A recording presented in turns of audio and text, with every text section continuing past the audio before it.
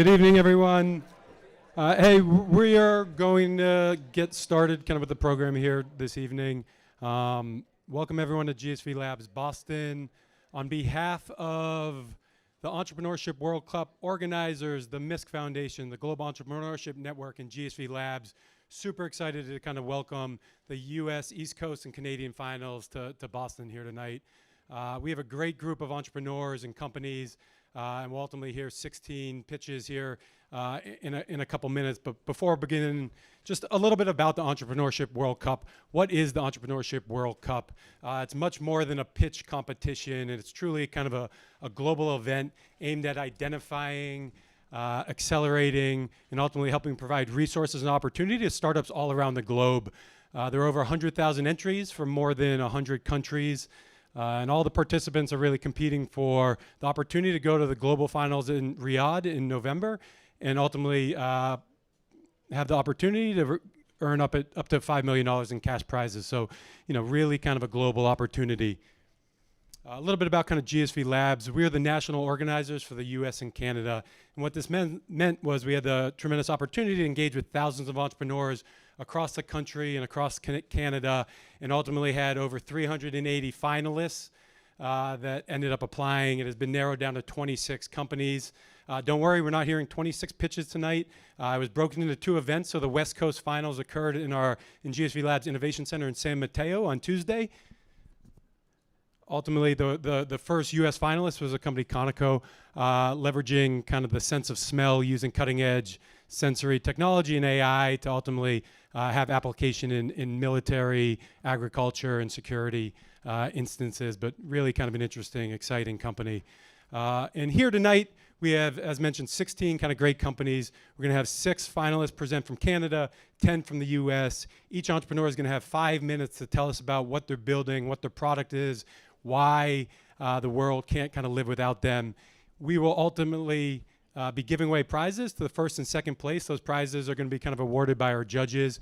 We have a great distinguished panel of judges that will ultimately kind of evaluate and select. All our judges have both experience as a CEO of an early stage company as well as investing in early stage companies. The judges are Doug Levin, who's a serial entrepreneur, mentor, investor, and just extremely active in the early stage ecosystem. Deepak Verma, an experienced CEO and currently a partner at InnoSpark Ventures.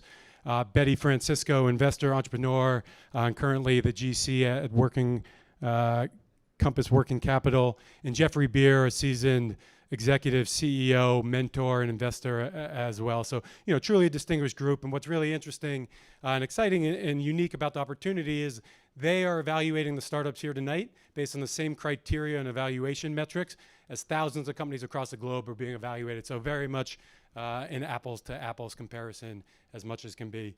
As mentioned earlier, you know, super excited to be giving away $70,000 in non-dilutive cash prizes here tonight. The way that'll be broken down is ultimately the winners of both the Canadian kind of group and the US group will get $25,000 in non-dilutive cash from GSVlabs, as well as an opportunity to go to Riyadh and pitch for up to $5 million at the global finals, as well as an all-inclusive paid trip to the Global Entrepreneurship Network Congress, with details on that to be announced. The second place finishers will all get $10,000 in cash prizes, and then everyone who's participating tonight will get a free hot desk at GSVlabs available to them, as well as an annual contract to our GSVlabs Passport platform.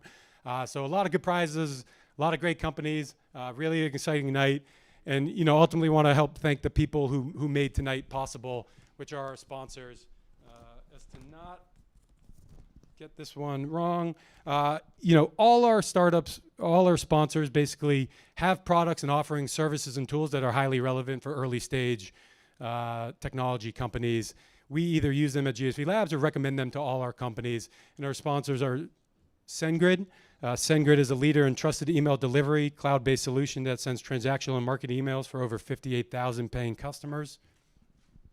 BREX. BREX is the smartest corporate card for startups. It offers instant approvals, no personal guarantees, the highest limits by far, and comes with built-in expense management platform. Our friends at Leyton, every year billions of dollars in credits go unclaimed because many companies don't realize they're eligible. Leyton ultimately helps entrepreneurs everywhere get the most out of their R&D tax credit, paying taxes or not. SVAM provides a suite of services that include custom application development and systems integration services, big data analytics, consulting, and staff augmentation.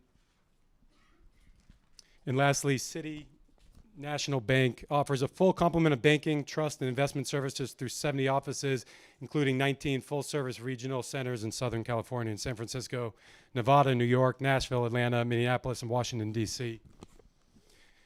And then just would love everyone to take a minute and just kind of provide some applause and kind of just acknowledgement to the sponsors, the organizers, and the judges for really making this evening possible.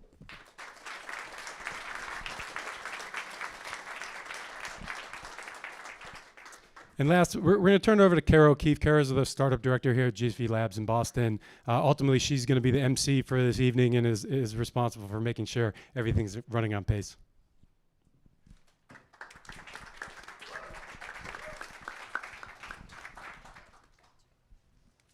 All right, great. So we're going to start off today with our Canadian finalists. We have 6 companies that will be presenting. So our first finalist for today is Ross Arsenault, the COO and co-founder of Assured Innovations.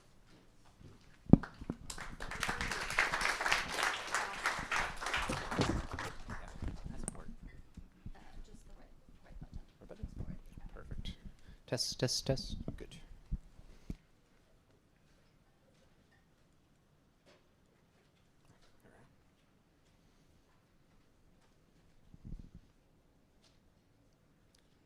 Fire one ready? Oh. Assured develops sustainability enabling technology for commercial fishers. The current state of trap fishing leaves millions of vertical lines unattended throughout the water column. As a result of this directly leads to 640,000 tons of this fishing gear becoming ocean waste every year, also directly leading to the deaths of 140,000 endangered marine animals.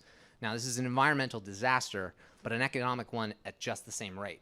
Canada spends $32 million every year flying planes over the ocean to spot these whales. If they see a whale, well, then they send a rescue crew and close the zone for 15 days, which means if you fish in that zone, you don't get an income. California decided they wanted to avoid the planes, and they just went with a 3-month closure. So if you're a crab fisherman in California, you don't get to work for 3 months, no income for you. That gets expensive when you're also spending $20,000, $30,000 on gear replacement and repairs every year. Commercial fishing is no longer going to be profitable in a very short amount of time, and we're the ones who are to blame, not just the fishermen. And so if you allow the fishermen to store their gear on the ocean floor, it removes these issues. By allowing the gear to be coiled up along with the buoys, a proprietary signal can be sent down, ultimately releasing that gear to the surface where it can be hauled aboard using all existing processes. But if you have your gear on the ocean floor, you also need to know where it is. And so we've created a digital mapping platform that allows them to automate all of the tracking of their gear, all of the locations, and all of the logs of the actual catches themselves. So this automates that for them and ultimately creating a map of what would be the ocean floor, visible as if it were the ocean surface. Now, this market for ropeless fishing, and by ropeless I mean removal of ropes from the water column, has an $18.5 billion market potential, with 2.2 of that realizable in North America in the next 5 to 7 years, for a total of 5 companies in the industry. Now, we don't believe smelts will make it to a commercial stage, but within the other 3 companies, these are mostly using off-the-shelf commercial components that are either overkill or are not powered enough for the appropriate depths. Fio Marine does not have their equipment verified from North American fishing depths. EdgeTex is currently 2.5 times our price, and Desert Star uses a PVC pipe and ultimately extends the working day of a fisherman by about double. Our pricing for a Mobi unit would be about $1,800 with a vessel setup, including the scanners, as well as the ability to talk to that gear on the ocean floor for about $5,000. In Canada and in Europe, there are 80% subsidies to cover these costs. In the US, though, we've validated all of these pricing numbers on the notion of no subsidies and just payback periods on gear loss. So if you face one closure, you're getting your money back right away. We've set up 6 major milestones of development, and we're on track for all of them. We hit our first 2. We kind of merged our second 2, and I'll be able to turn those into full checks within the next week and a half, which is exciting. And we have our 2 other milestones prior to revenue generation in early 2020. Myself and Aaron, we have a background in technology, entrepreneurship, and innovation. And our third partner, Max, he comes from a lobster fishing family and has a background in market research and robotics. But everyone on our team is important, whether it's their engineering role, R&D, and each individual has a specialized talent that's allowed us to move at a great pace and using our resources well. We also have advisors. Catherine has provided us great Silicon Valley level advice. Alan Archibald's had exits in the lobster fishing industry, and Bruce Batstone is considered an expert in environmental engineering and analysis. We've also used acceleration in competitions, getting about $100,000 through those to get to where we are now. And we've also done pilot programs alongside the federal government and several fisheries in Atlantic Canada, starting last October, and we've been continuing to do those as a friend of, actually not a friend, Max, one of my other co-founders. He built a boat so that we could do testing, which has been phenomenal. And so that's going to put us on track for a $1 million grant for later this year to continue doing that testing for full season in 2020. Now, this is mostly just to illustrate the hockey stick growth, because I don't have time to show you really anything else. But our breakdown of our costs really focuses on piloting, prototyping, and R&D for 2020. And that's where essentially, if we're fortunate enough to get these funds, where the money would go. Thank you.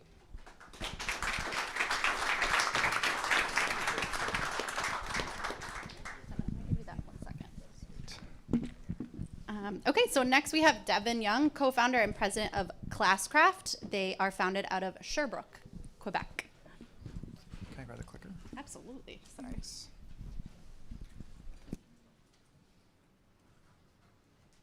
Hey.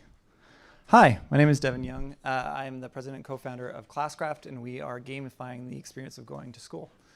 This is a beautiful animated GIF that you can't see because it's a PDF, but if you've ever been in a school with students doing this, then you basically know why we're doing what we're doing.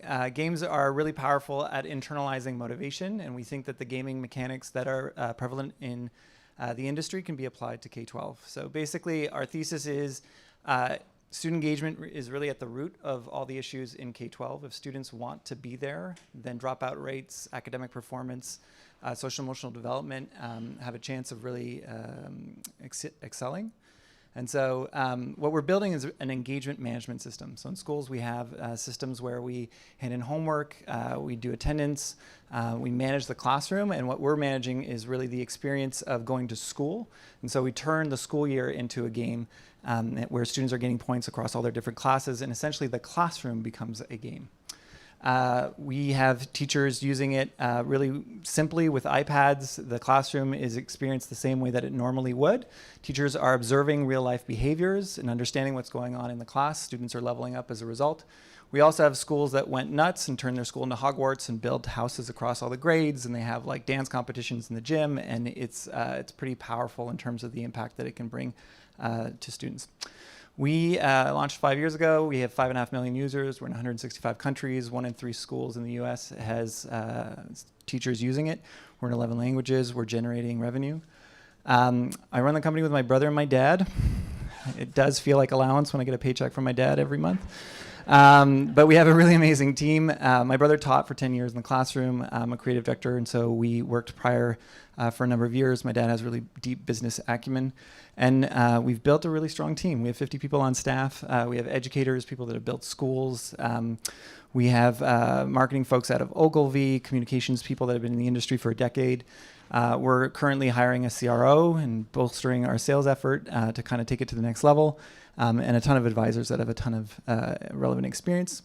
The experience itself touches classroom management and developing non-cognitive skills, social emotional development, a lot of things that are really going to be important for the future workforce. We also have the ability to create quests around content, and so we've started partnering with different folks and really turning essentially homework into this epic adventure. We've built out a trailer for this year. We're doing season 1 of Classcraft with episodes every month, and so it's going to be kind of pulling on what drives binge watching on Netflix. We built an analytics platform, so we have Google Analytics essentially for social, emotional, and skill development within the classroom. We're capturing 50 million data points a month. It's super powerful for school administrators to have access to this stuff. It's stuff that they just don't have. We are also working on an AI project with the University of Montreal and the EdTech Chair of Canada. And we're going to be building real-time professional development for teachers based on how their students are actually using Classcraft within the classroom. This doesn't exist. This is like science fiction when it comes to K-12. The TAM is in the US, 500 million ARR a year. And we really see the opportunity to grow how much we're charging per student based on essentially this PD model, where there's a lot of budget for professional development on teachers and then scaling that internationally, which has been happening already organically. And in terms of competition, there's nobody who's really addressing engagement at a systemic level the way that we are. And so what we see is actually an opportunity to partner with them, and we started doing that. And so so that's it. My name is Devin. We're in Canada. Our burn's super low. It's awesome. So that's another thing. Go Canada. Yeah, and I'm around, so ask me any questions. Thanks.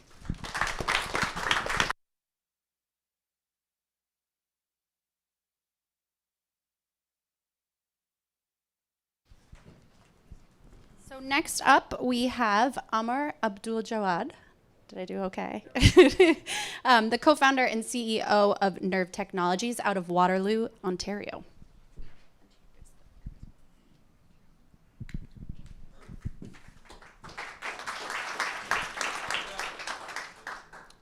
Good evening, everyone. I'm Amar Abdul-Jawad, the Chief Operating Officer and co-founder of Nerve, and we are on a mission to make surgeries safer. We're focused on abdominal surgeries, and typically in these procedures, a surgeon would remove a portion of the GI tract and then reconnect it once again with staples and sutures. Unfortunately, because of changes in tension along the GI tract, that staple line could get compromised and content from within the tract can leak into the abdominal cavity. Now, this is very dangerous and difficult to detect and can lead to thousands of lost lives every year. To give you a perspective on the numbers, there are approximately 1.7 million high-risk abdominal surgeries that are performed every year in the United States, and on average, 8% of those patients end up suffering from leaks. Unfortunately, due to the late detection of those leaks, we end up losing roughly 1 out of 10 patients. The current standard of care utilizes a combination of nurse follow-ups, laboratory investigations, imaging, and even re-operating on a patient once again to determine if a leak is happening. However, these solutions suffer from a number of challenges. First of all, they're delayed and incapable of identifying the leak as soon as it happens. In some cases, they're even ineffective, failing to identify some of those leaks. The fact that they're delayed can make it very painful for the patient, and it becomes very costly to diagnose and then treat one of those leaks. At Nerve, we're developing sensors that are embedded in wound drains and catheters to identify those leaks as soon as they happen. On the left is our inline device, which gets attached to existing wound drains. So by simply squeezing that bulb, you can extract fluid from the abdominal cavity. And as it goes across our sensors, the sensors can analyze the fluid that's coming out to identify if a leak is happening. For surgeons who prefer not to use wound drains, our same sensors can be integrated in catheters that are placed inside of the abdominal cavity to continuously analyze the fluid from inside of the body. In both cases, it can simply be removed in an outpatient setting by simply pulling the tube out of the body. To better understand how this works, the sensors get placed near the abdominal cavity in the surgical site, and it can continuously monitor the patient, where the information gets uploaded to the cloud so that a real-time prediction and detection algorithm would identify the fluid that is coming out and do the analysis accordingly. If a leak does happen, the physician would get notified immediately so that they can intervene in a timely manner. There's a huge gap in the market, and this gap is represented by roughly 60 million general and abdominal surgeries that are performed annually around the world. We're targeting the high-risk abdominal surgeries, which account for 1.7 million surgeries every year. Our solution would be sold directly to hospitals for $400 a unit, and we're targeting the high-volume hospitals, so we're anticipating 1,500 surgeries per hospital per year, allowing us to generate a gross revenue of $600,000 per hospital per year. And these are just some of the hospitals that we're currently about to start working with for our clinical trials, and we expect those to be our early adopters as well. Nerve has the solution for the problem, and we also have the right team to deliver it. We have experiences ranging from electrical to nanotechnology engineering, as well as biochemistry and biomedical sciences, and business and entrepreneurship. Our team has so far allowed us to garner a lot of attention from more than 60 physicians who've identified that there's an immediate need for this solution in the market, 6 of which have invested in the company to date, and 2 are active medical champions for this device. We've also received a letter of intent from Houston Methodist, one of the largest hospitals in Texas, and we're in active conversations with industry leaders such as J&J and Medtronic. To date, we've developed our core technology, which has been tested in an animal model, where we were able to detect the leaks in under 3 minutes, which is a significant improvement compared to the current standard of care, where it can take 2 to 3 days to identify some of those leaks. We're gearing up for our GLP animal studies for regulatory submissions so that we're ready for market by mid-2021. We've raised over $1 million to date in funding, and we're currently closing up on a $750K pre-seed round, of which we have 95% of it committed to date, leading up to a seed round of $2.5 million to fund our clinical studies. I'm Amr Abdul-Jawad, and we are NERV, building a future of safe surgeries. Thank you.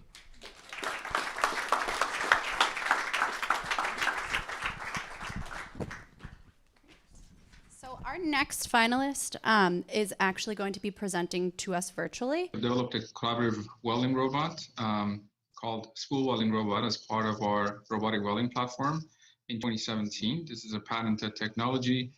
We have also additional products that we're working on and have been released, including Novi and Arcwood.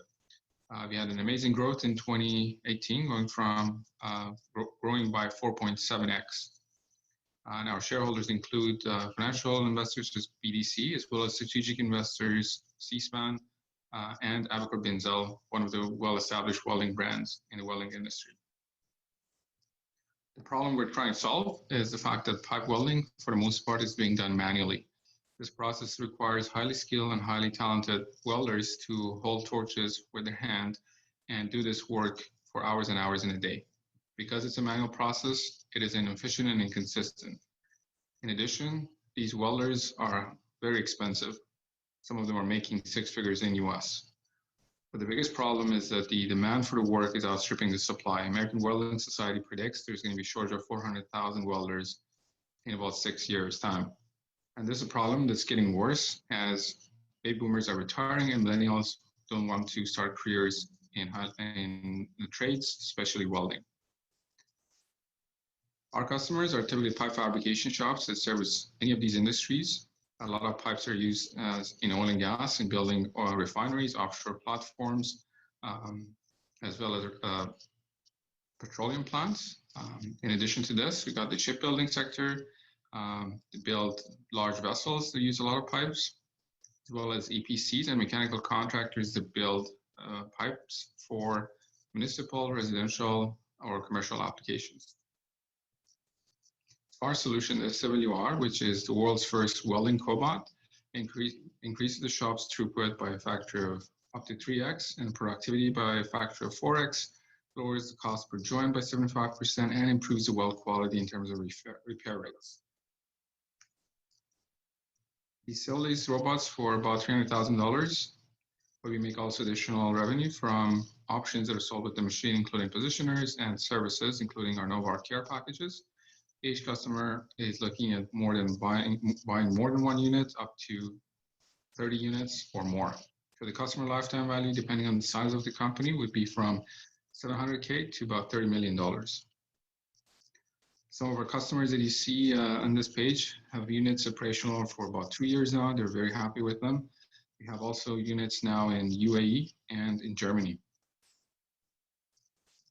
Our go-to-market plan is to go direct by our own sales and marketing team in North America, but we're also going through Abaco Binzel as our distributor worldwide, and we have signed them up as an exclusive distributor outside of Canada and US. We can also use the help of other parties, such as Lincoln Electric. This graph showing our traction to date, and this year we're planning to continue this trajectory. The most exciting part of our work is making the robot now more intelligent using machine learning and vision systems. So we've been able to reach level 2, and we're currently in autonomy, and we're now working on level 3 conditional automation equipment. We have a highly skilled, experienced team running this company, all seasoned, experienced managers and VPs, as well as serial entrepreneurs. So to summarize it all, we have all the ingredients to succeed. We have a strong IP portfolio, fast return on investment for our customers, and we have been also sourcing all the manufacturing with the strategic alliances. I believe we have all the ingredients to succeed.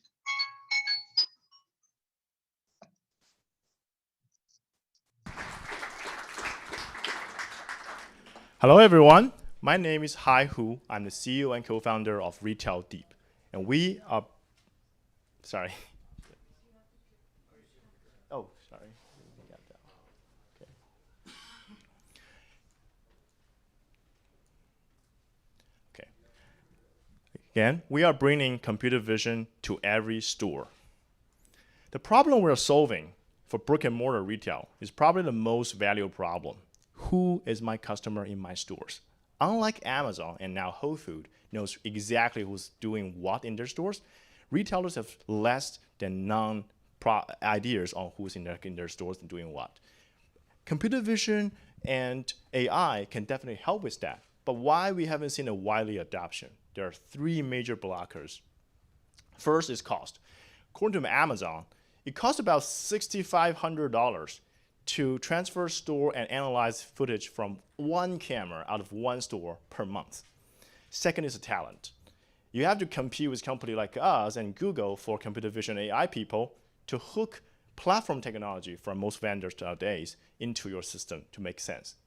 Third is the ever-changing regulation and privacy that sometimes scares retailers off this technology. In comes Retail Deep, an affordable, fully integrated, turnkey solution that helps retailers recognize, engage, and monetize customers with GDPR compliance and PIPEDA compliance. What we do is we integrate the industry-leading computer vision APIs into retailers' backend data, providing an all-in-one solution for anti-theft, traffic analytics, personalization, and more. So how are we helping them? We are working with China's largest fashion retailer now to help them increase traffic counting accuracy by 15%. But most important is we are helping them first time in history measure the effectiveness of their in-store marketing. So we tell them the traffic increase of a certain demographic they're targeting online. We're also working on the same time with US's top home improvement retailer on a project aiming to increase their pro penetration by 5%, which adds up to 7 million additional revenue per store per year. So how is that different from our competition? First, we are not relying on cloud-based processing, which is very costly, or any proprietary hardware. It's very expensive upfront. And we're using off-the-shelf Android phones and our proprietary AI algorithm to filter through the streams of video and reduce the CAPEX and OPEX by 20 times. By doing that, we can use 3 vendors, top vendors of the world, not one, to create a committee to guarantee, theoretically, the best accuracy in the world.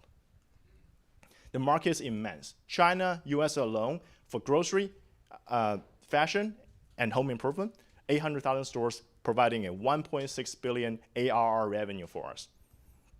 That's why, since launching in March, we received inbound leads from over 100 retailers and brands, currently have 15 active discussions on pilots with Walmart Mexico, Estée Lauder in UK, bestseller in China, Sobeys in Canada, as well as Cartier.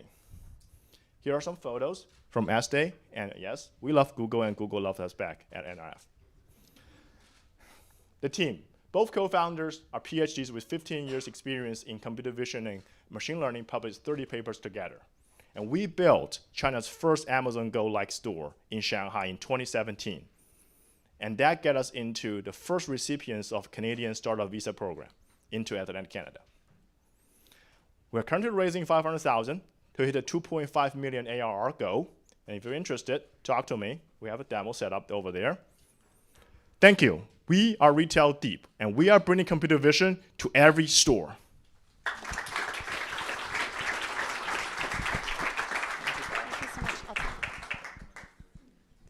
Great. So for the last Canadian company to present tonight, we have Julie Hubert, the co-founder of Weave Air.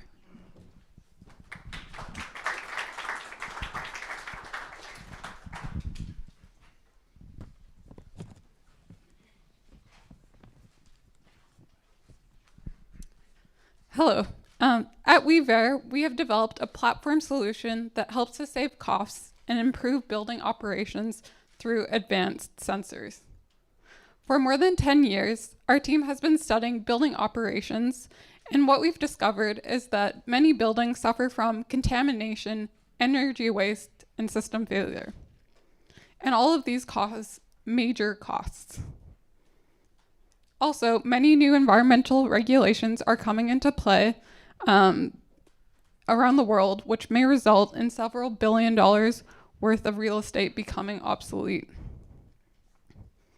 So we spoke to many building managers, and they suggested that having access to accurate remote analytics would be a game changer for them.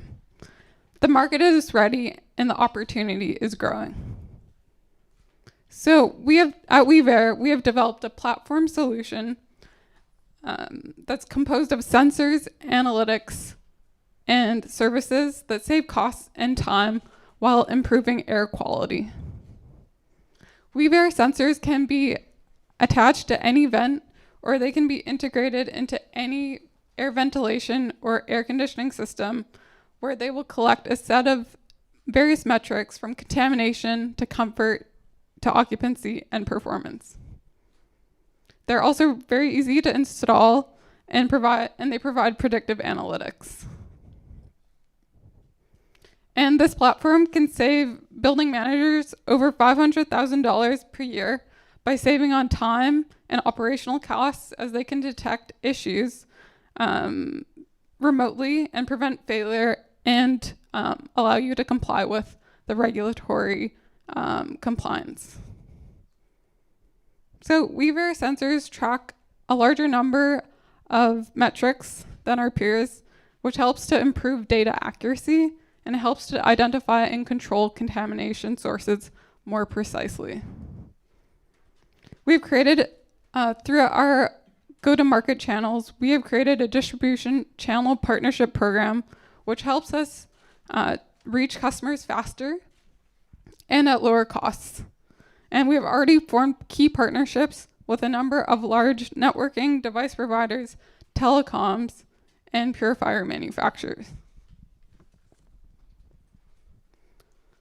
So our revenue model, we sell our device through a software as a service model, offering subscriptions for sensors and analytics that scale with building size, providing sensors to building managers and owners, and analytics to consultants, maintenance companies, and building system engineers.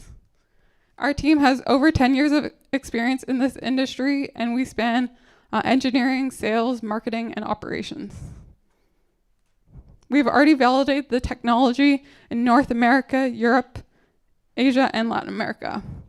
While our initial focus is on healthcare and industrial, we ultimately look to add this into building code and make it available to commercial, industrial, retail, and transportation system managers. We've already received interest from several major companies and are piloting the solution with Unilever, Chile, NIDS, and others. We've also received over 15 awards in North America, Asia, and Europe, and signed partnership deals with several major global companies. Moving to the next stage of EWC would allow us to showcase our solution at MISC Forum, expand our pilot and partnership program, and help us identify investment opportunities. And in summary, at oeuvres, we have developed a differentiated product addressing a big opportunity. We have a great team, and we, along with our partners, we're really excited about the future. Thank you.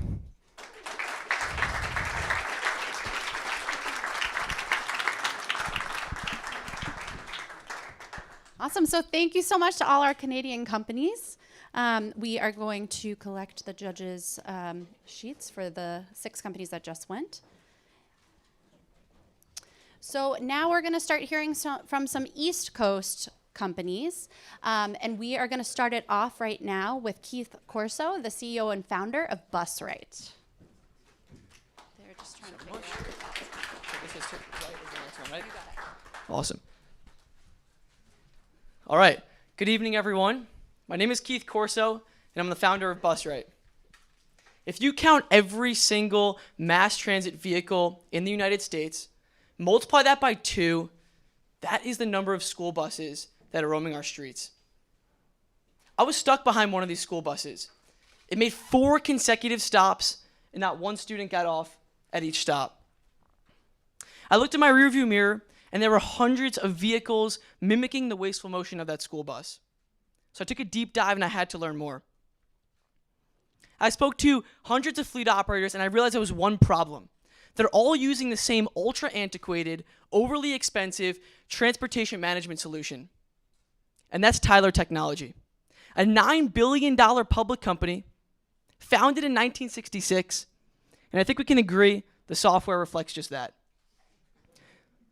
Even if you, Jeff, are fortunate enough to pay for that expensive solution, you still need to route manually. That's why at Busright, we are building an end-to-end fleet management technology platform that promotes safety, efficiency, and transparency worldwide. Now, there are 26 million students that take student transportation every single year. And there's close to $22 billion that the US has allocated towards these services. And unlike other players that are providing proprietary, expensive hardware devices, Busright is leveraging existing gyroscopes and sensors built into your very mobile device that you're hopefully not looking at to create a telematics solution that can be downloaded in seconds. That solution today is a cost-effective, dynamic routing, fleet intelligence platform that promotes safety, efficiency, and transparency.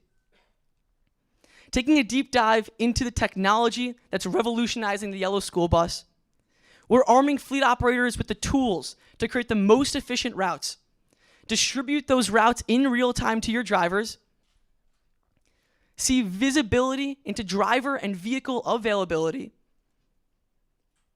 and do that all while parents no longer have to wait in the frigid winter mornings wondering where their child's bus is.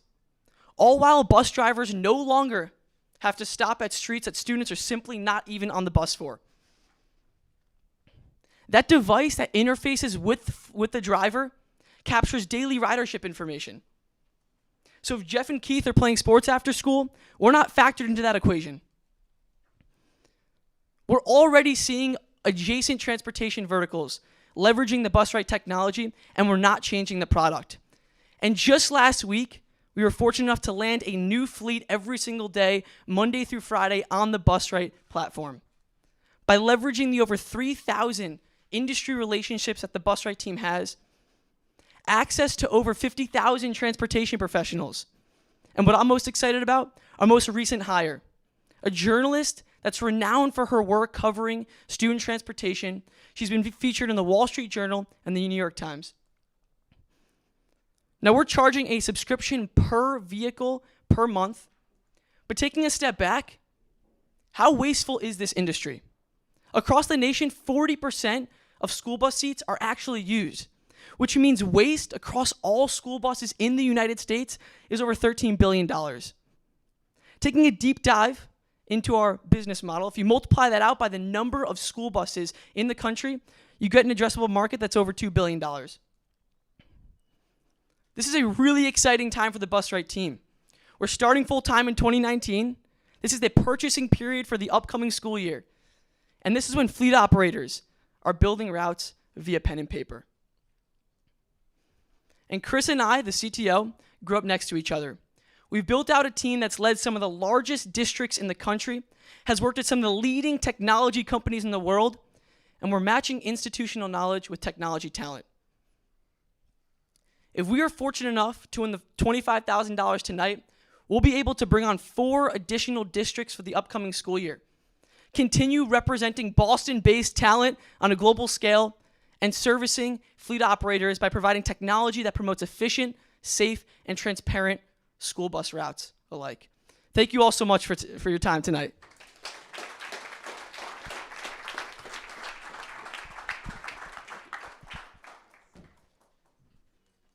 Okay, now it is my pleasure to welcome to the stage Amy Sperling, the co-founder and CEO of Compt.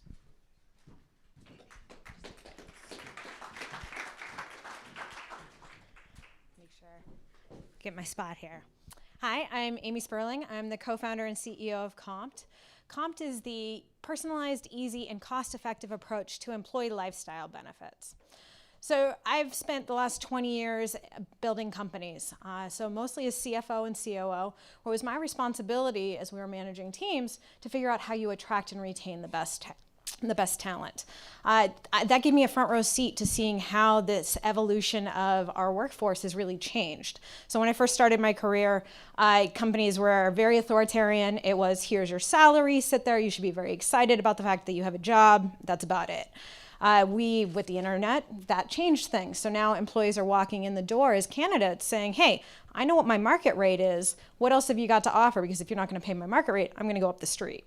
So this is when companies started getting into the perk game.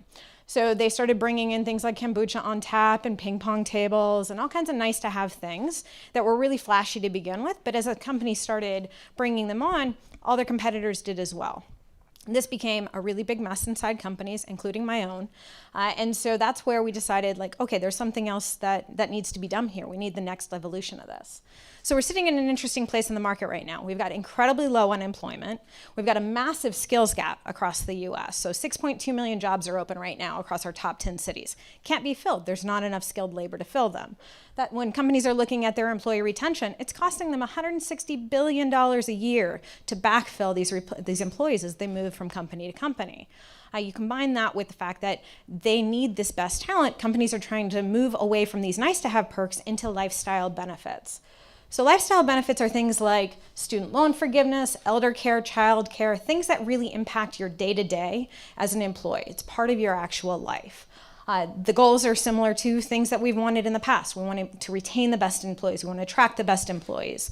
We want to hire a diverse slate of talent because companies are realizing more diversity around the team actually makes for better companies, and companies want to support their employees' whole lives. The problem is that the systems that were available, the systems that I had available as a CFO, missed the mark entirely on how we were going to manage this. They don't deal with the fact that there's remote employees now and there's satellite offices. There's no consistency of benefits. It's all at the headquarters. They don't address the fact that we have 5 generations at work for the first time ever. A 22-year-old needs something very different than a 55-year-old. They are not personalized for every single individual. They're super costly and expensive to manage. And at the end of the day, HR is being tasked with how do we just find the cool new hot thing to attract these folks, but it's not necessarily something that aligns with their culture and their values. So HR has been given this impossible task of find the best perk that's going to make everyone happy. Like, newsflash, there is no one thing that's going to make everyone happy. And so that's why at Compt, we think rather than trying to cherry pick and pick the thing that's going to make everyone happy, impossible task, we think you should be able to allow employees that choice for themselves and to be able to select their own benefits. So the way this works is what we've built out is lifestyle spending accounts. So lifestyle spending accounts are different from anything else on the market. They're not a vendor aggregator. They're not a vendor management system. I don't build a better list of vendors than anyone else in HR. It's really, truly getting to how do you offer almost unlimited benefits to employees where they can choose for themselves while companies can still manage a budget and make sure that things are aligning with their culture. So the way this works is that as a company, you set your budget. You say, okay, we want to spend $100 a month. We want to spend $10,000 a year per employee, whatever you want, what manages to your fiscal budget. Then you select categories that are deliberately very broadly defined. So things like health and wellness, family, continuous learning. And then you let employees really determine what that means to them individually. So instead of having this parental figure who's prescribing benefits for you, you're making that decision for yourself. So for me, for family, maybe it's sending flowers to my mom. For my co-founder, maybe it's getting a babysitter for the night she's a new mom. For the technology folks on our team, maybe it's getting pet insurance because they all have cats. They get to determine who is in their family. My cat lovers, those are their pet children. And so they get to determine that instead of having it being described to them by someone in the company that says, hey, you know what, your family is defined as your spouse and your children. So it's really allowing for that unlimited personalization.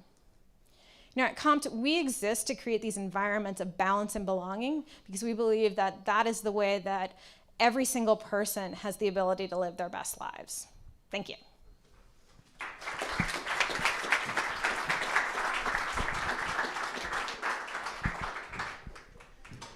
So for our next company, we're going to have Yishi Zhou, the CEO and founder of DeepBench. Here you are. Thanks, Kara. Hi, everyone. It's great to be here, and thank you all for coming. My name's Yishi Zhou, and I am the CEO and co-founder of DeepBench. DeepBench builds expertise matching platforms for enterprises. There's a lot of smart people in the room right now, and I'm a little bit humbled by the collective intelligence of everyone here. The decades of life experience and work experience that every single one of you has is incredibly powerful.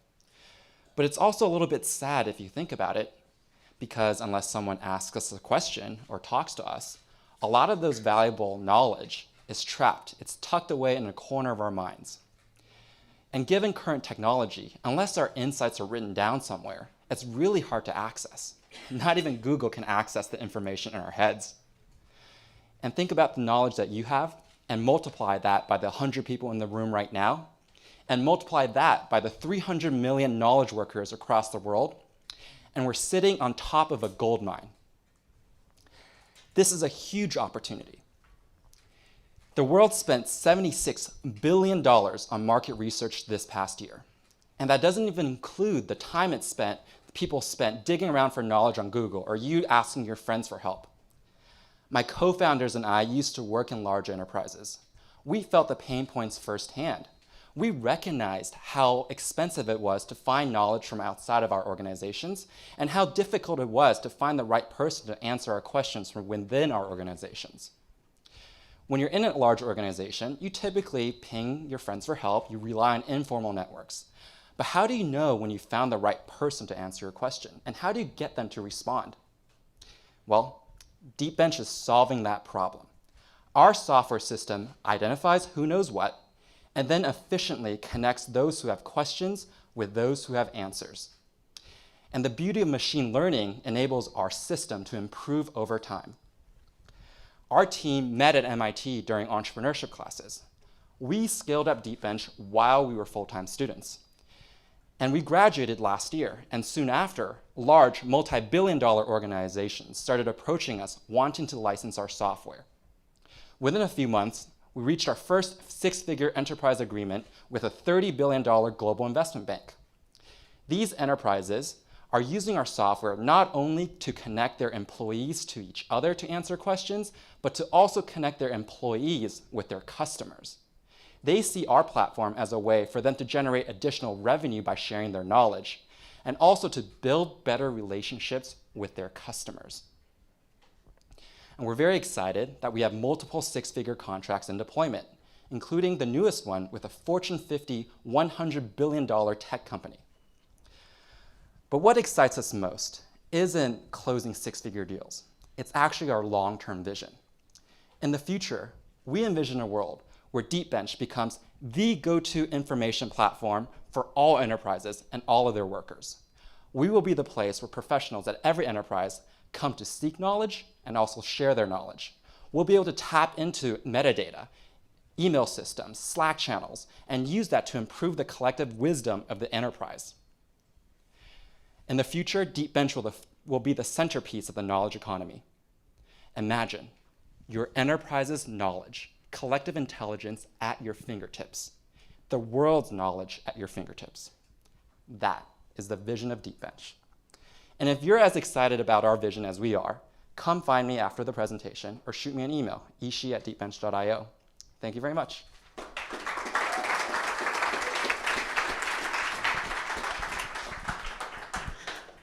Thank you. So next up, we have David Zamarin, the CEO and founder of Detrapel.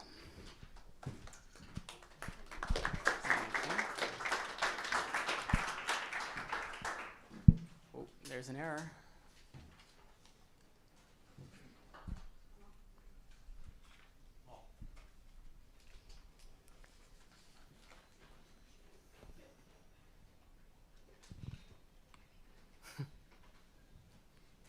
Had to be me, right?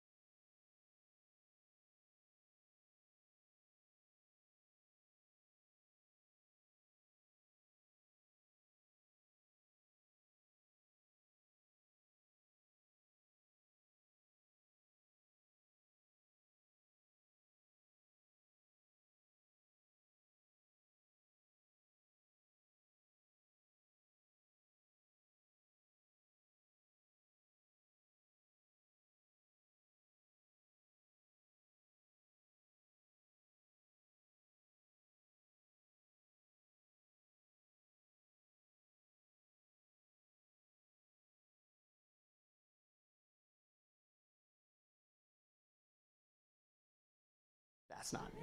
No, I mean the proverbial you. Right.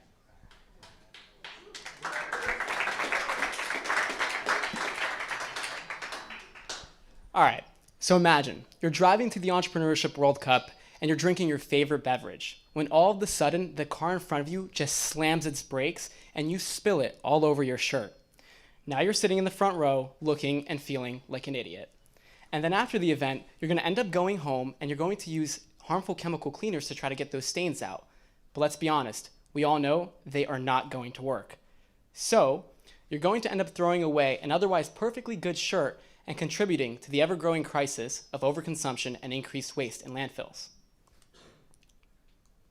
In other words, stains suck, and they're embarrassing, and they're extremely hard to clean, and they lead to this. So how do we solve this? Because people want a solution that can help them protect their valuables from water and stain damage, and they want to be able to do that to save time and money by extending the lifespan of their products. And they want to be able to do this without posing any health risks to themselves or their loved ones. But the current reality is that there are no other safe options on the market because all other protective coatings use fluorochemicals. And fluorochemicals are cancerous chemicals that are linked to reproductive problems and other major environmental effects. Until now, meet Detrapel, where we provide products that help protect your valuables, save you time and money, and we eliminate any health risks because we use zero fluorochemicals. And we achieve this through our innovative nanotechnology and breakthrough processes that still allow us to be priced competitively while being safe on the environment and to the people that you love. Well, there's a slide missing, but simply put, our products repel liquids, block stains, and are safe everywhere. And so how do we achieve this magic? Well, it's behind all the science. Essentially, we've invented super hydrophobic invisible barriers that can be applied to any surface. And when that surface comes in contact with liquid, the liquid just beads right up and rolls right off. That's where it's supposed to be. Simply put, our product repels liquids, blocks stains, and is safe everywhere. My name is David Zamarin. I'm the 21-year-old founder, but I've been working on this since I was 16. I wouldn't be where I am today if it wasn't for my amazing team, which has over 40 years of combined experience in sales, marketing, and operations, and an additional 40 years of experience in R&D. This incredibly talented team has geared up to tackle the nanocoatings industry, which is growing to be a $43.3 billion industry. And we are doing this already in two different ways. First is the B2C segment of our business, where we have an online and subscription model for sales, as well as we target big box retailers in order to grow our brand. And we do this so that we can approach our B2B clients like manufacturers and service providers so that they can put our products into their production line before they create their products. Some of our B2B products include protectors for stone and concrete, protectors against graffiti on walls, and even protection for electronics. But the possibilities are endless because our core competencies mean that we're the only products that are non-toxic, safe on all surfaces. We offer a 1-year coverage with one application, and we're the only other company that has any third-party accreditation. And we bring all of this together with our innovative delivery system. If you talk to us out there, you'll see we have this pressurized air container, which has a pressurized system on the bottom that is powered purely by air and zero harmful chemical gases. The piston moves up as you use it, so it completely revolutionizes the customer experience. We do all of this because we are more than just a brand. We have internal R&D, proprietary IP, and we've built amazing relationships because we're driven by a desire to tackle the growing environmental issues caused by increased waste. And we also believe that it's time for large corporations to start taking responsibility of their manufacturing. Be a part of the movement and join us while we tackle an outdated industry that has been putting people's lives in danger for far too long. Join us so that you can stop stresses, prevent messes, and above all else, protect what you love. Thank you. Thank you so much. I hope that was not as scary as Shark Tank. I apologize. So next up, we have Alon Greenspoon of, sorry, I think I just said this, of Echo AR.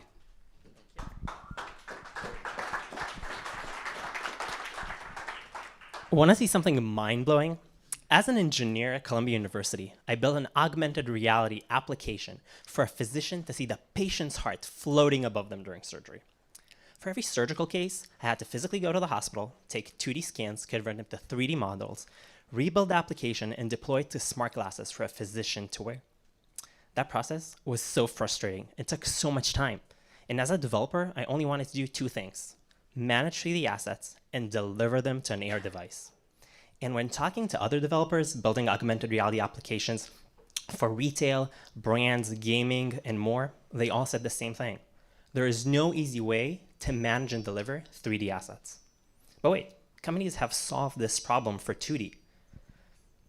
Heroku created the best cloud platform for web and later acquired by Salesforce.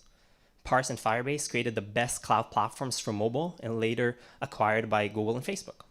So who will solve the same issue for immersive 3D content in augmented reality? I'm Alon, CEO of Echo AR, and we've built the best cloud platform for augmented reality. For developers and companies building augmented reality applications, we provide tools and network infrastructure so they can quickly build and deploy AR apps across platforms and in real time. Think about it. You don't need to be a web developer to update a blog post. You can drag and drop an image or video, instantly it appears on web and mobile. And if I'm in New York and you're in California and with Bo watching Narcos on Netflix, we automatically get the best streaming experience. We are translating these concepts into augmented reality, providing you a way to drag and drop 3D models, animations, interactive content, and match them with targets in the real world and get the best 3D streaming experience. Here's how it works. Developers choose any client-side platform. If it's Android, iOS, Magic Leap, HoloLens, Web, you name it. Content creators drag and drop a 3D model. No technical skills, as easy as updating a blog post. We build, store, and deliver those assets to headsets, applications, web browsers, everywhere. We put the data at the edge of the network to make sure your users are getting the fastest download and freshest content. And we provide you with analytics so you can monitor user engagement and improve your 3D data in augmented reality. Developers today who are building apps on Echo AR are able to build once and deploy across all platforms and save major costs and time on building their app backend. We operate in a simple subscription model. The more 3D models you have, the more assets are downloaded, the more you pay. Our backend scales automatically to provide you with more bandwidth and storage at an affordable rate. At Echo AR, we're obsessed with making developers' lives easier. That's why we focus our go-to-market strategy on building a large developer community. We are there for major hackathons, meetups, and events, and have collaborations with research labs in New York.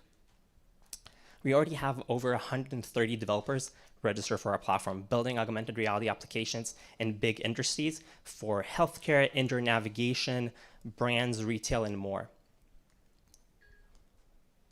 Our user growth has grown 10% week over week on word of mouth alone. And when all the industry leaders agree that the AR market is ready, since millions of users are already adopting this technology in the day-to-day lives, and companies are spending billions of dollars building new headsets and applications, that our cloud connects them all.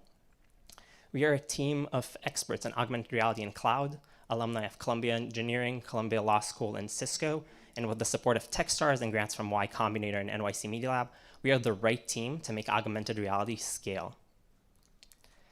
We need your help. We need your help to keep running. This is our efforts to build the best backend for the most front-end industry of all time. So come see our demo later at the room. I promise you that I'll show you a demo powered by Echo AR that will blow your mind. Thank you so much. Thank you. Awesome. So next up, we have Khalid Khatili, founder and CEO of Legacy.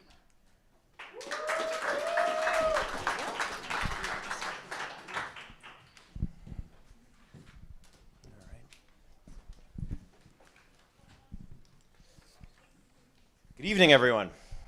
My name is Khalid Khatili, and I'm the CEO of Legacy. Legacy helps men test, improve, and freeze their sperm. Because most people don't know that my animations aren't working, but also that in the past 40 years, male fertility has gone down by about 50%. Infertility actually affects about 1 in 7 couples worldwide, But we still think about fertility as a women's issue, and that point of view is outdated and wrong, because 30 to 50% of infertility cases are caused by the male factor. In fact, male fertility decreases every year as a man gets older. Every man who's thinking about having a child should also be thinking about testing and freezing his sperm. But believe me on this, the process of going to a clinic to get tested is the most awkward, uncomfortable experience you can imagine. That's where legacy comes in. We created the first at-home option for men to produce a deposit from home, and then we take care of everything else: the shipping, the analysis, and the cryogenic storage. The whole process takes 48 hours from start to finish, and we look at about 50 different data points to generate a personalized report with recommendations for our clients. Now, over the past year, we've uncovered 3 fundamental and hidden truths that are driving the industry towards an inflection point. Number 1, social norms are changing. Couples have children later and later than they have in the past. This has a compounding negative effect on fertility. And partially for this reason, employees are turning to their employers to cover fertility benefits. 68% of employees today are looking to their employer to cover benefits like fertility. The second is that fertility is a growing challenge, but one that remains hidden because it's such a sensitive and intimate topic. We know that the use of assisted reproductive technology has gone up 10x over the last decade. But when you treat fertility as an issue to be hidden, in particular for men, you're actually missing half the equation. That's why the branding of legacy is so important. Number 3, what makes the business model so compelling is that the average man who freezes a sperm stays a client for 10 years or more, and we know this from existing clinics. And in fact, since we started taking on clients in January, our attrition rate has been 0%. This translates to a customer lifetime value of approximately $2,000. Now, the market today is already compelling. If you look just at couples that are facing fertility challenges, that's a $7.3 billion market alone. But what really drives the market is the creation of a new social norm around sperm freezing, the same as has happened to egg freezing over the past 5 years. That's a $40 billion industry when you're targeting men 20 to 40 who can afford and are interested in a product like Legacy's. So we've seen 30% month-on-month growth over the past 7 months. How have we done this? 1, partnering with female fertility companies, because women are the chief medical officers of the household. So this includes companies that offer female fertility tracking devices like ABBA Health, at-home fertility testing like Modern Fertility, egg preservation and freezing like Extend Fertility. The second is employers, and in particular, companies that provide fertility benefits to employers. Progeny and Carrot alone cover 2 million employees, and we know that male fertility analysis is a pain point for them. And the third is providing an accessible, affordable, direct-to-consumer option for either men or their partners.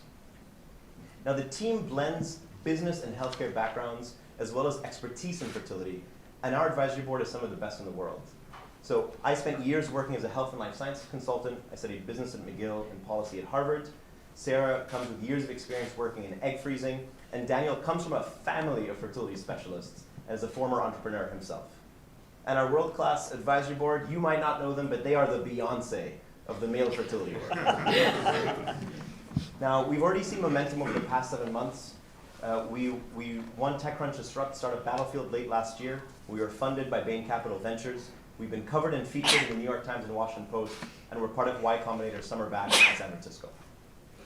Now, all this matters for one reason and one reason alone. And what we know more than anything is that in the future, legacy will be the norm. Thank you.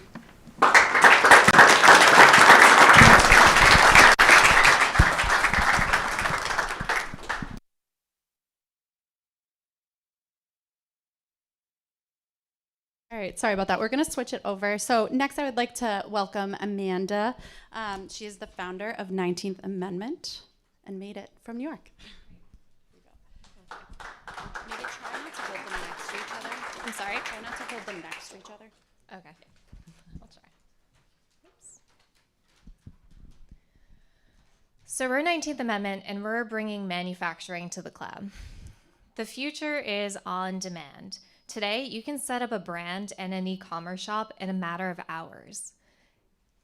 Yet, the process of actually making physical product is incredibly hard. It takes months and hundreds of thousands of dollars, and it causes brands to fail. Over 85% of new brands fail within 2 years. I know, I had a brand in the apparel space, and it did fail. But fear not. There are industry leaders like Zara and Amazon who are using technology to win. They're creating centralized supply chains and rethinking the supply chain process. So my co-founder and I got together and we thought, what if all brands didn't have to go out and reinvent the supply chain every time they wanted to make something? What if they could have a plug-and-play solution just like Zara or Amazon? Now they can. Meet 19th Amendment. We're a platform for on-demand manufacturing that enables inventory-free retailing. So I grew up in the fashion industry. I was a designer. I have extensive background in manufacturing, in retail, and in consumer SaaS. My co-founder, Gemma, is the left brain to my right brain. She has a background in VC and in product. We have an amazing development team, awesome advisors like Nina Garcia, Project Runway, and Simon Collins, and we're venture-backed. We built our entire product in-house with under $500,000 in investment. We like to call this stiletto strapping. So currently we have over 60 active paying brands, from brands just starting up all the way through to the largest brands in the world like Disney, NBC, Project Runway, and Macy's. We have a manufacturing network across the USA, so we're enabling them with our technology, and we have a waitlist of over 100. So our process takes brands all the way through from design to delivery, where they can digitize their entire design process, get real-time bids from manufacturers, and then have the entire communication stream happen in one place on one platform with the manufacturers. What's really interesting is that the consumer can be tied into that process. So, for example, the dress that I'm wearing today was designed by a designer in Dallas, Texas, and was manufactured in Dallas, Texas. And along the way, I got real-time updates saying my dress was being cut, sewn, shipped to me, etc. So I had a full fashion experience. We call this the anti-Amazon, and it's really powerful. And I'll show you why. So anti-Amazon means that we're reducing product return rates by over 86%. So brands who use our process see product return rates of only 7% on e-commerce.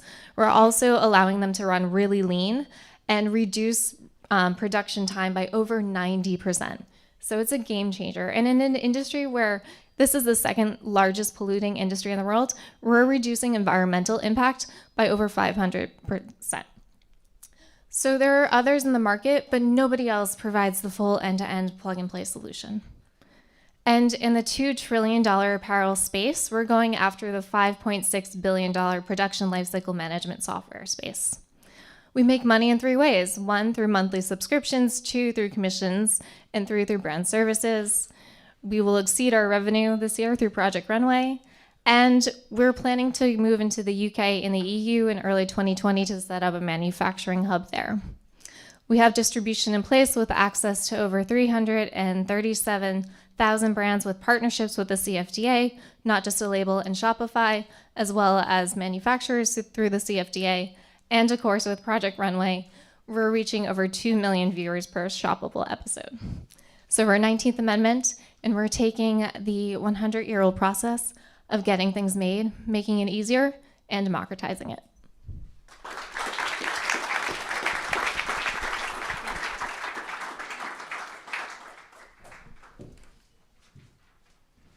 So next up, we have Evgeny. Ooh. Oh no, there could be more technical difficulties right now. I will fix this and pop it over to you. Thank you. Part runner. Here you go. I think you're good to go.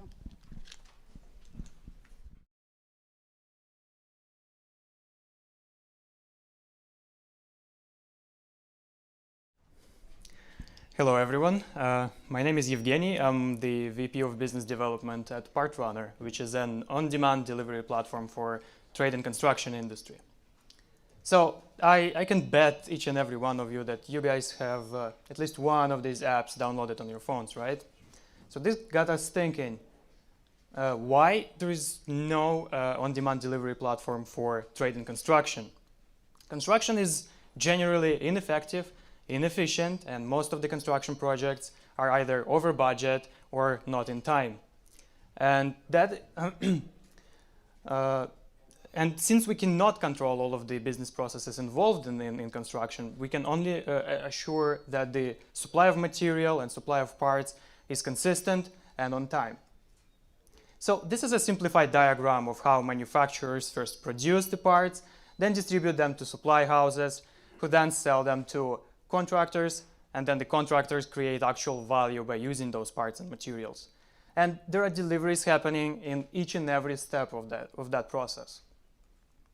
So the problem is that is costly for supply houses and contractors to move material. They have to invest their assets, they have to invest their capital and debt into the assets. They have to then pay maintenance fees, they have to pay for wages, they have to pay for fuel, and the transportation vehicles that they are buying are usually not utilized 100%, they are standing idle. So our solution is simple. We are taking this simple idea of Uber by connecting the independent drivers that own the cars, trucks, and other delivery vehicles like vans and box trucks. And by doing that, we decrease operational efficiency. We increase operational efficiency. We increase productivity. And by doing that, we reduce operational costs that are involved in business processes of this industry. So the market size. In the Northeast alone, 22 billion is the number for construction projects that are happening right now. And around 5% of that is spent on transportation and logistics, which brings us to a nice little number of $1 billion. How it works? We have a fully developed product. We have a web app and a mobile application that our clients can use. There's a couple of simple forms to fulfill to schedule a delivery.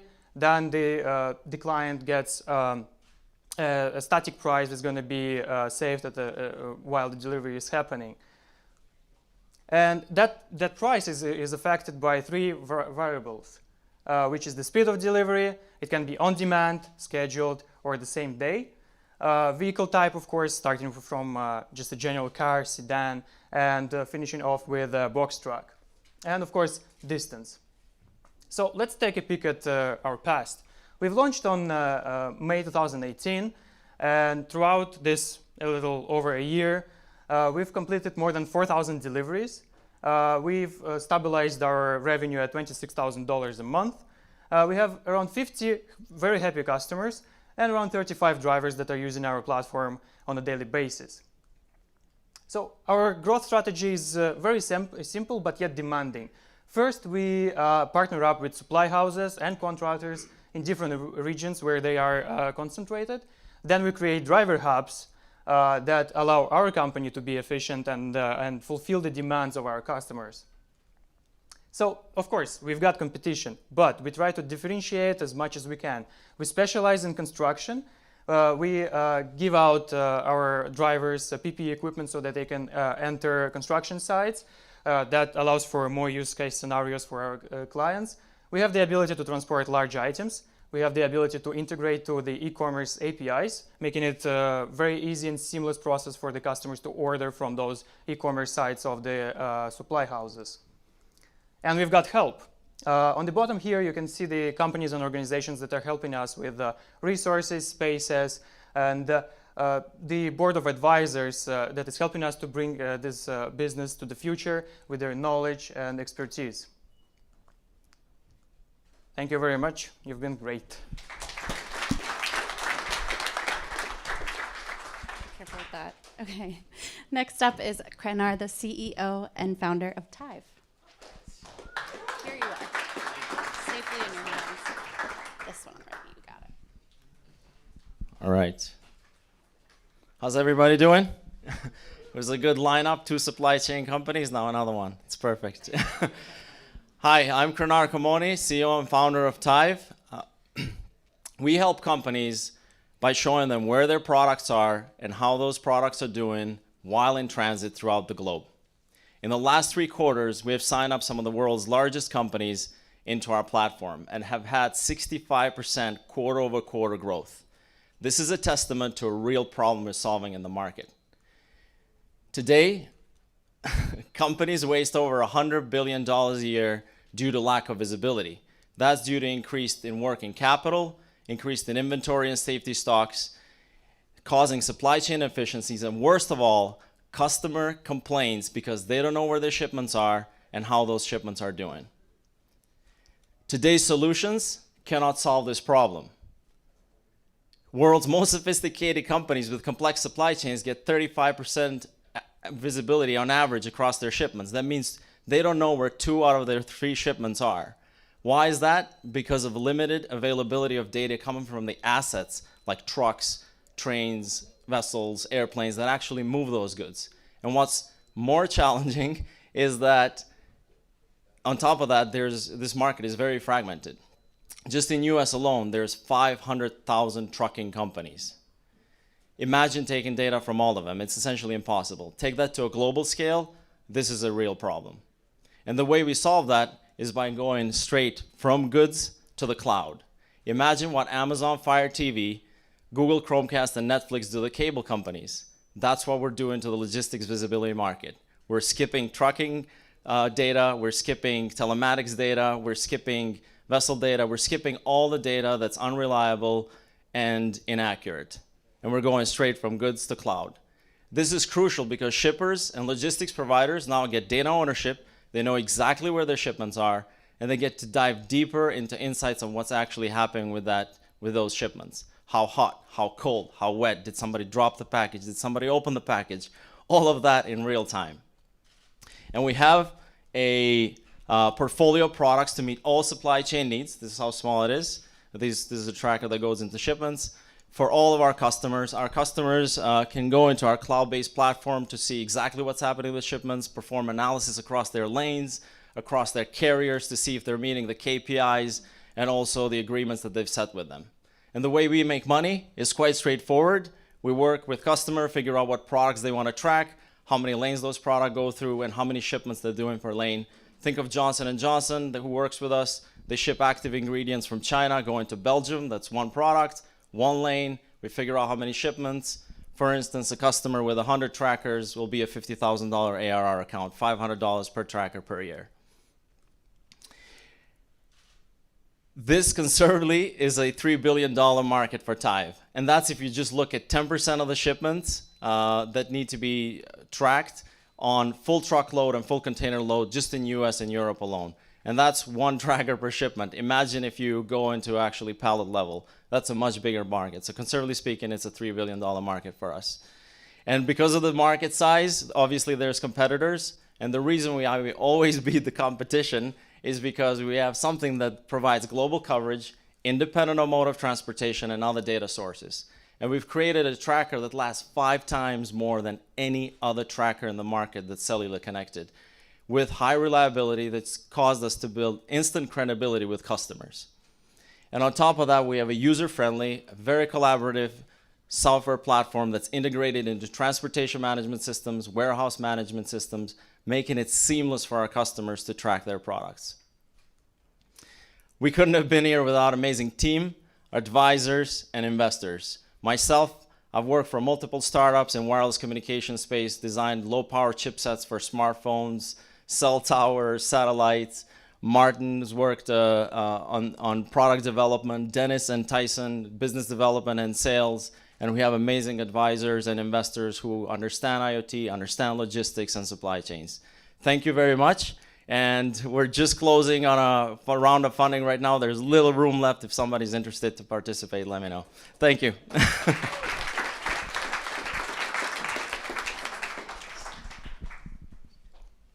Awesome. So for our last pitch of the night, we have Janesh Patel, CEO and founder of Uptime Health. Here you are. How's it going? I'm Janesh Patel, CEO of Uptime Health, and we take care of medical equipment for healthcare facilities. Now, why do we care about medical equipment? mainly because since the beginning of modern medicine, devices have been used to provide patient care. And over time, you've seen more devices used, more reliance on medical equipment, and the complexity of those devices just increase every year. That's why today you'll see surgeries performed without doctors looking directly at a patient. That's how much they care and rely on the medical devices. It's because the equation's pretty simple. Better equipment means better care for patients. But what that also means is the quality of care is now directly correlated with the quality of the device. I know this because I used to work in one of the biggest systems in Austin, Texas. I was a clinical engineering department, and I managed a team of technicians that managed every single device, maintained everything to regulatory compliance, and anytime they had questions on medical devices or issues with it, they came to me because I was the expert. Now, this works for a big system that has lots of departments. But healthcare is changing. It's moving to an outpatient model. That's why you see urgent cares and surgery centers pop up in your local communities. They have complex medical devices taking care of their patients with one big change. There's no departments. There's no biomed on staff that can help them in their time of need to give them best practices for how they manage their equipment. Instead, they use sheets of paper to manage over $1 million in assets. They also go to an overworked administrator in their time of needs and ask her to engage in her vendor management solution. This is how they do it. As you can see, this is a problem. And it's not a small problem. Over $23 billion a year is spent in outpatient facilities on equipment and its maintenance throughout its life cycle, every year. So you can see this is an archaic industry that needs change. At Uptime Health, what we do is we take this kind of data and we turn it into this. We make the data smart, we make it actionable, and for the first time in our clients' lives, the data is valuable. And because everything's on our system, we can track it. We can then connect them to a field or the industry's first network of technicians to help maintain and repair their equipment at 3 clicks of a button, solving a lot of operational issues for our clients. And because everything's happening through our platform, we're collecting metrics they've never seen before. We can let them know the uptime of their devices. How much is it costing every time they get it repaired? How old is the device? And as they continue to use our platform, we mine this data to give them predictive analytics that say, here's how often this thing is probably going to break down next year, you should probably replace it. And if you keep it in your system, here's how much you expect to spend on it. At Uptime Health, we make money in 2 ways. We charge a SaaS fee for the asset management tool itself, and we take a 10% fee for every work order completed on our platform, which means for every medical device we manage, we make money. Over the last 6 months, we've tripled the number of clients using our platform. And we currently have proposals out with 4 of the biggest players in the outpatient space, representing over 1,000 more facilities we can bring on, which means over 100,000 more devices we can start managing. So what we had to do was go out and build our technician marketplace. It's the industry's first. But we did just that. In under 3 months, we gathered 1,300 partners for biomed technicians, making us America's largest network of independent contractors in this field. We're built by a team of experts. You have myself, I've lived in the basements. I know how to manage medical equipment. I know the regulatory procedures inside and out. You have Bill Olson building the technology. Bill was a CTO of Accruent, which is America's largest asset management company and has been building products like this for the last 20 years. And you have Bill Dunn selling our product. He's been selling it in healthcare for over 25 years and worked for some of the biggest insurance providers as well as caretakers. Overall, you can see this industry is ripe for change. There's a change that needs to happen. We have the best solution. We have America's largest network of technicians, and we have the right team to get it done. We're Uptime Health, and we know equipment.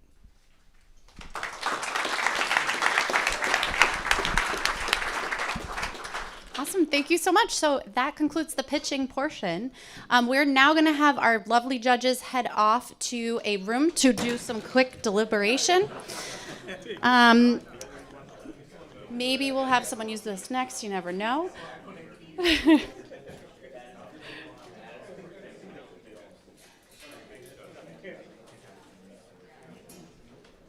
Perfect. And then while we do that, I have the pleasure of announcing, we're going to just... Oh, are we waiting now? Awesome, thank you so much. So while the judges are deliberating, we're gonna, I have the pleasure of announcing our CEO of GSVlabs here, Nikhil Sinha. Safely in your hands. Click it to the right. Yeah, do you want it? No, will you do that? Move it forward. Absolutely. Good evening, everyone. Welcome once again to the East Coast and Canadian finals of the Entrepreneurship World Cup. Let me say this right now. I judged the West Coast finals, and I'm really, really glad I'm not a judge for today's finals, because this is a bunch of really competitive companies who have given us tremendous food for thought in terms of the future of technology and the future of entrepreneurship. And I think given what we've seen in the West Coast on Tuesday and what we've seen here today, I'm really optimistic that we've got cutting edge innovation taking place across the entrepreneurship spectrum.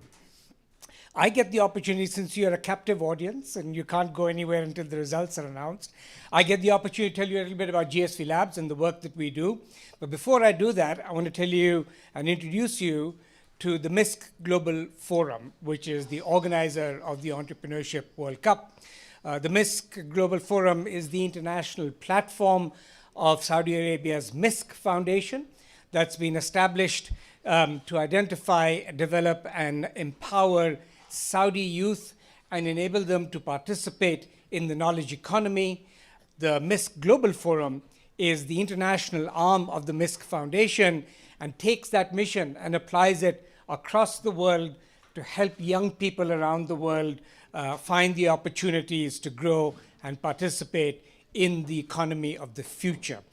Through partnerships and international programs, they host events around the world that allows young people to become entrepreneurs and innovators and participate in the developments of the future. And the EWC is a flagship activity of the MISC Global Forum, reaching over 100,000 entrepreneurs in over 100 countries around the world. So please join me in welcoming the MISC team who's here, and Abdul Rahman, who's the manager of entrepreneurship and innovation for the MISC Foundation.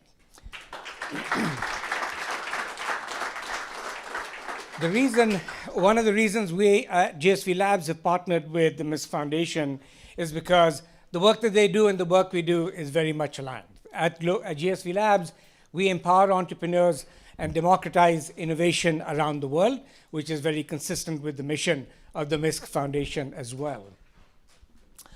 Let me do that. So GSVlabs is an innovation services company. We've been around for about 6 years, and we support innovation across the corporate spectrum, all the way from 2 people and their dog in a garage trying to start a new company, to Fortune 500 companies like Fidelity and 3M and MassMutual, who are engaged in internal innovation work as well.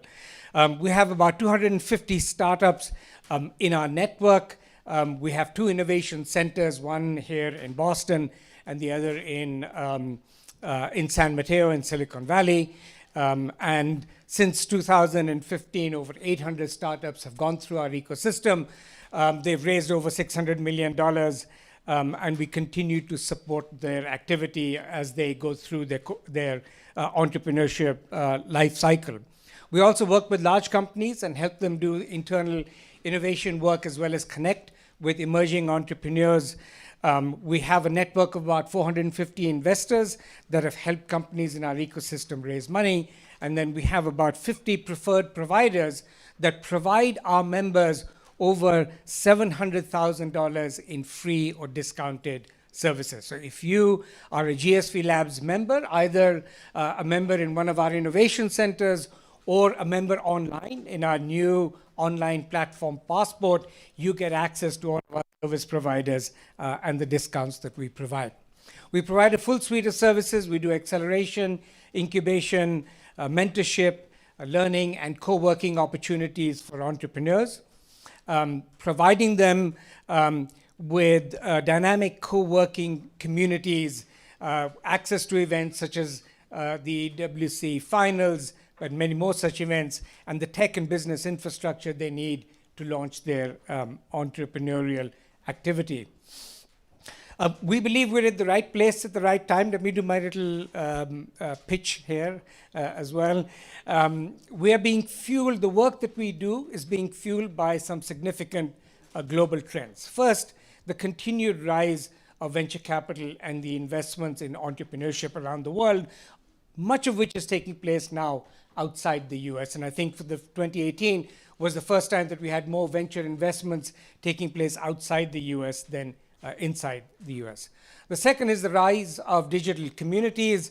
I used to work at Coursera when I was Chief Business and Chief Content Officer, 40 million people on Coursera now, but including not just the learning communities, but also the networking communities. So more and more of learning and networking and community building is taking place online.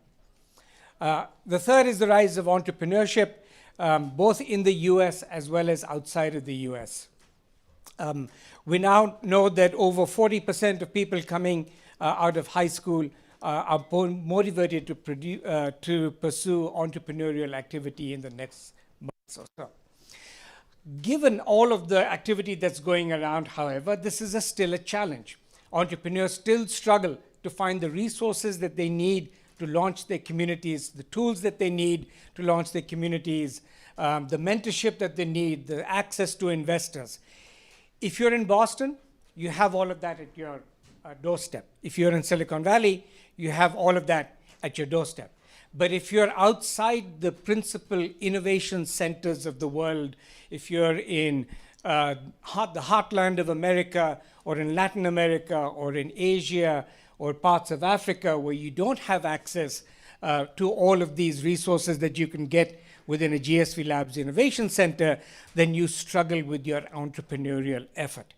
To solve this problem and to extend the reach and impact of what we do, we launched earlier this year GSV Passport, which is an online version of the physical innovation centers that you find in Boston and Silicon Valley.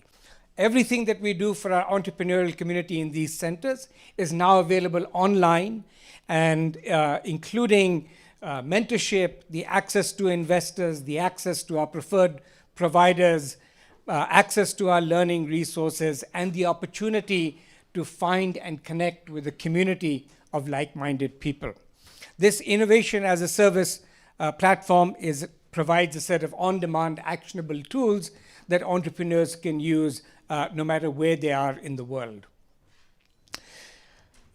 If you look at the feature set within Passport, we provide the opportunity for entrepreneurs to publish and promote their companies, connect with each other through our Slack communities, connect with mentors and VCs through our Zoom integration, to be able to access entrepreneurial learning content, and access our preferred provider marketplace that provides over $700,000 of discounts to our entrepreneurs as well.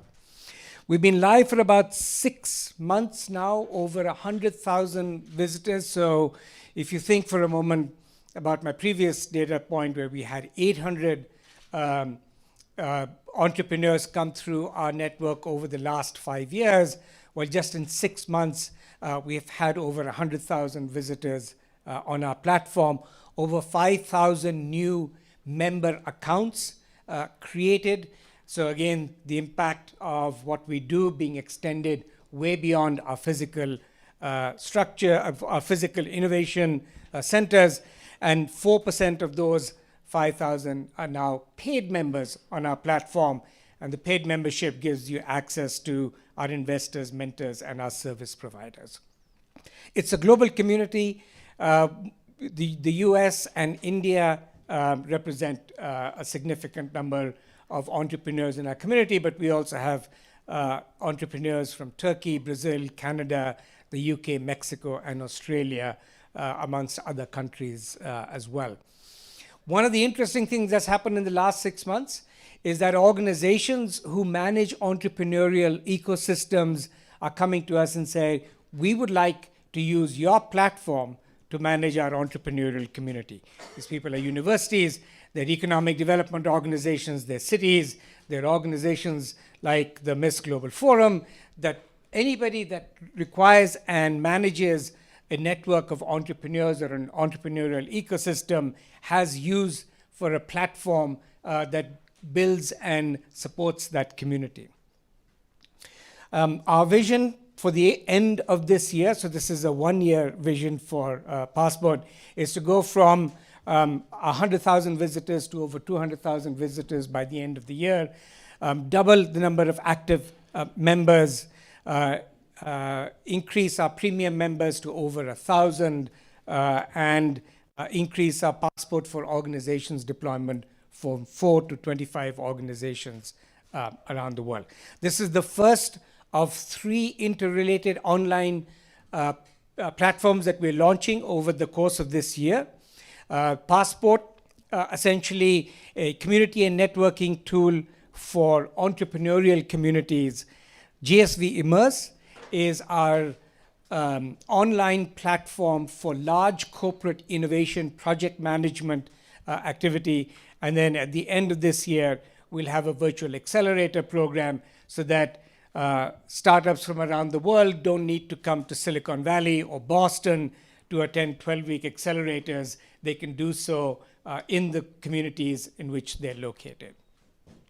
So we're trying to build an online community of millions of driven entrepreneurs emerging from innovation capitals all over the world, not just here in the US, accessing the know-how, tools, and resources they need to grow their businesses, connected to the top investors and mentors and thought leaders and service providers, sharing best practices, all focused on building game-changing companies and accelerating breakthrough innovation. For those of you who don't know, GSV stands for Global Silicon Valley.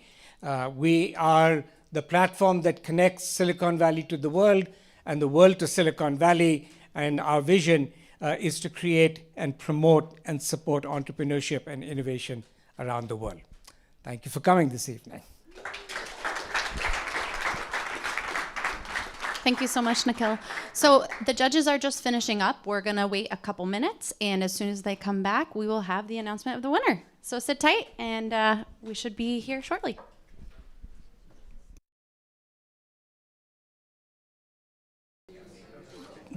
Thank you, judges, for having gone through a very, very difficult task, I'm sure. I was saying while you were away, I was saying I don't envy you judging this competition, given the high level of presentations from terrific companies here. I'd like to, I'm going to announce the winners, but I'd also like to, winners, please come up and have your photographs taken. You'll get your prizes later. Come and have your photographs taken, and then we will start with the Canadian winners and then the East Coast finalists as well. Joining me to congratulate the winners, Abdul Rahman Al Sohemi of the MISC Foundation, who is with us here today. Come on up.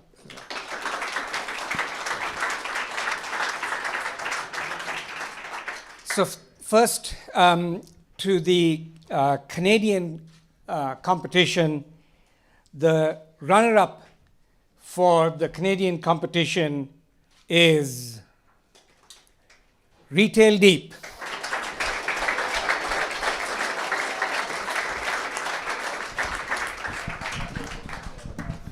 Thank you so much.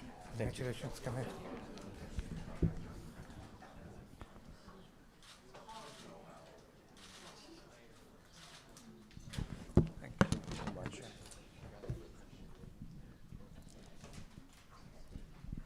And the winner of the Canadian finals for the Entrepreneurship World Cup,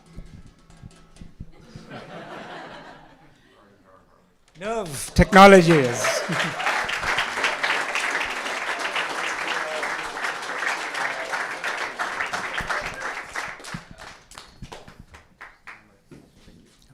Congratulations.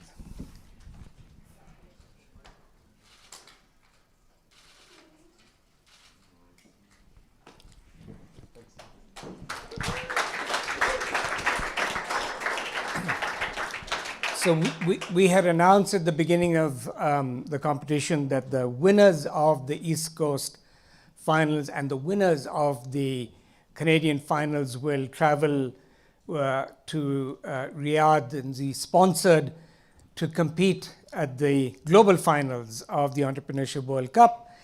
But I'm really pleased to inform you that given the level of the great presentations that we've seen here, and thanks to the generosity of the MISC Foundation, we've now decided that the top 2 companies from each region will be sponsored to travel to New York to present.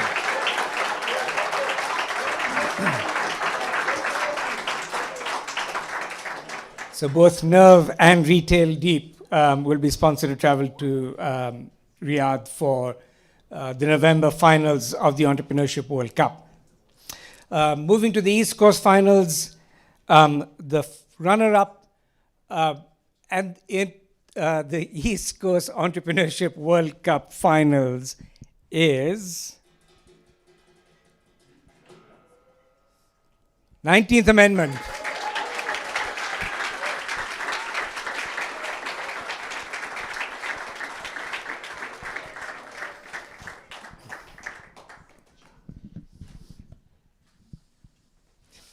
Congratulations.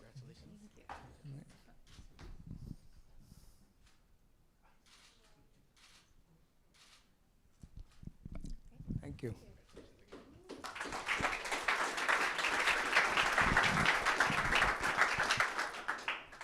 And the winner of the East Coast finals for the Entrepreneurship World Cup is Tithe.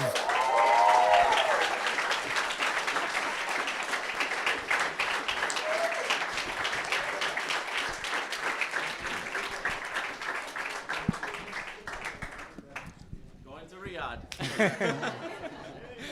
Yes. Thank you. Let me do this 1 second.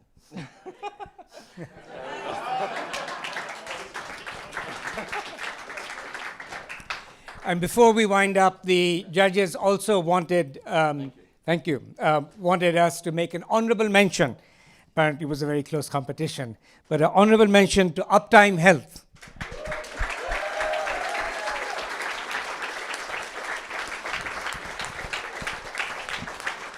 Thank you. Sorry? Who's coming?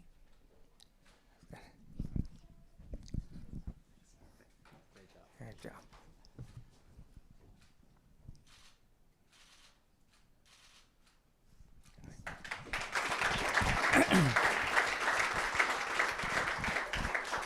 Thank you again for coming and supporting all of our entrepreneurs and startups. Thank you to the judges for taking on this very, very difficult task. Thank you to the MISC Foundation and the Global Entrepreneurship Network, who are the global sponsors of this event as well. And please join us for a reception right next door. Thank you.